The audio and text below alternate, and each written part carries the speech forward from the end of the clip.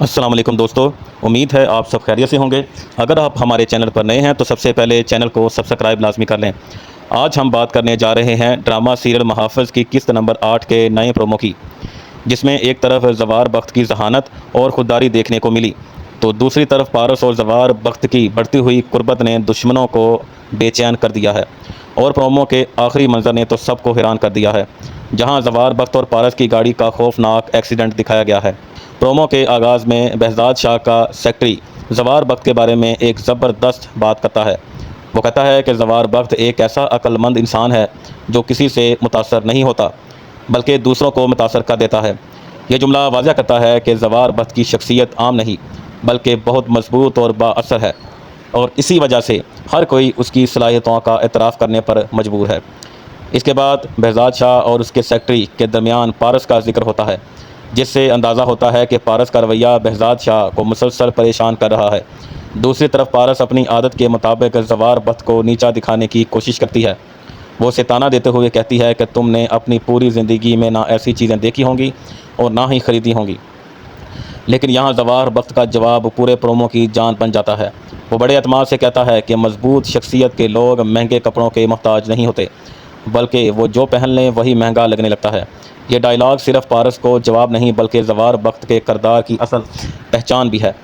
وہ دولت سے زیادہ عزت، کردار اور خودداری کو اہمیت دیتا ہے۔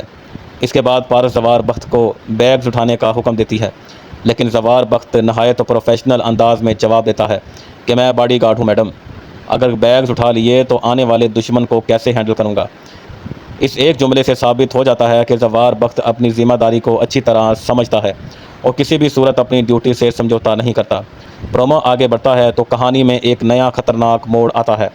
پارس کا کزن اپنے والد سے کہتا ہے کہ پارس کو زوار بخت سے دور رکھا جائے ورنہ نتائج بہت خطرناک ہوں گے۔ جب اس کا والد پوچھتا ہے کہ ورنہ کیا، تو وہ غصے میں کہتا ہے کہ میں اس لڑکے کو صرف پارس سے نہیں بلکہ اس دنیا سے بھی دور کر دوں گا۔ یہ دھمکی ظاہر کرتی ہے کہ آنے والی قسط میں زوار بخت کی جان شدید خطرے میں پڑنے والی ہے۔ ایسا لگ رہا ہے کہ پارس کے کزن کو زوار بخت کی موجودگی بالکل برداشت نہیں اور وہ کسی بھی حد تک جانے کے لیے تیار ہے۔